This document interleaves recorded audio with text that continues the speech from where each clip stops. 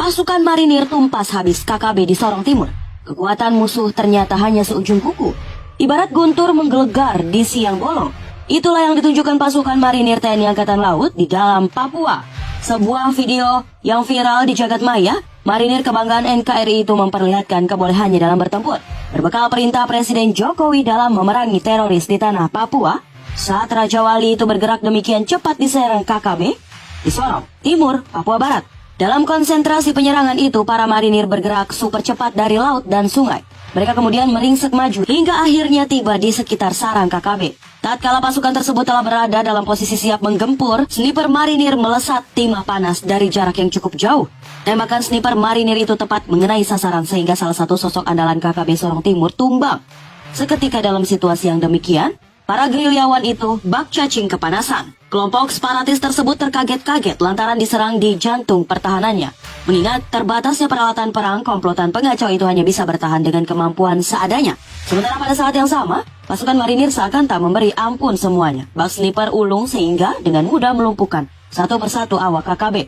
Setiap peluru yang ditembak tak satu pun yang meleset dari sasaran. Pada saat momen itulah awak KKB tak berkutik menghadapi kehebatan marinir. Hal ini menjungkir balikan pernyataan KKB yang selama ini berkoar-koar menumpas TNI Polri di daerah itu. Sepertinya menuai karma sendiri. Itulah yang dialami KKB di wilayah tersebut. Komplotan penjahat yang beranggotakan cukup banyak orang itu tumbang pada markas pertahanannya yang selama ini dibangga-banggakan. Dan terungkap fakta bahwa aksi heroik pasukan marinir itu sejatinya didasarkan pada perintah Presiden Jokowi untuk menumpas KKB di tanah Papua. Perintah Presiden sebagai Panglima tertinggi itu dilaksanakan secara konkret oleh Panglima TNI Jenderal Andika Perkasa.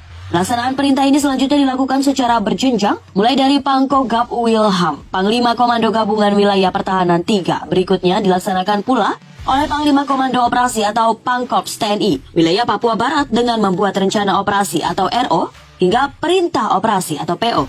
Bersama dengan Komando Pasmar 3 Brigjen TNI Mar Sulisianto. Dan dari Batalion Infanteri 11 Marinir di bawah Letkol Mar Kiki Catur Pramono, akhirnya dilaksanakan operasi penumpasan KKB tersebut. Dalam bingkai perintah itulah, marinir yang bertugas di Papua Barat mampu meruntuhkan kekuatan KKB di Sorong Timur.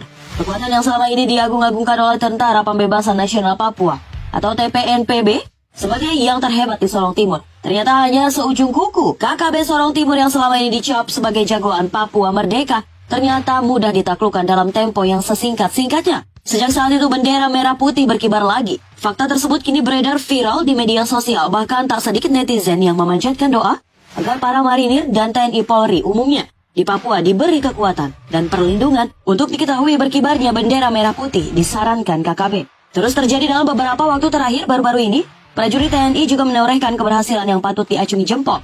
Prajurit TNI di Kabupaten Puncak Jaya itu berhasil menduduki markas KKB yang selama ini dihuni oleh Les Minual, gerak anak buah Panglima Lekagat Telenggen. Keberhasilan prajurit TNI itu telah menembak mati Komandan Operasi KKB Kodam 8 Intan Jaya, Lesmin Walker. Lesmin Walker juga diserang di markas pertahanannya di Ulelomi. Ia diserang setelah sebelumnya melakukan tindak pidana menembak di anggota Brimob Rada Ikomang Wiranata. Bahkan dalam penyerangan tersebut, hanya markas Ulomi yang dikuasai TNI Polri, tetapi juga markas KKB yang ada di Talagoa 2. Markas KKB tersebut kini dikuasai TNI Polri, sehingga Panglima Lekagat Telenggen tersingkir dari tempat tersebut. Sampai saat ini belum diketahui persis di mana Panglima Lekagat Telenggen bersembunyi. Tak diketahui pula sampai saat ini Lekagat Telenggen tak lagi memperlihatkan batang hidungnya.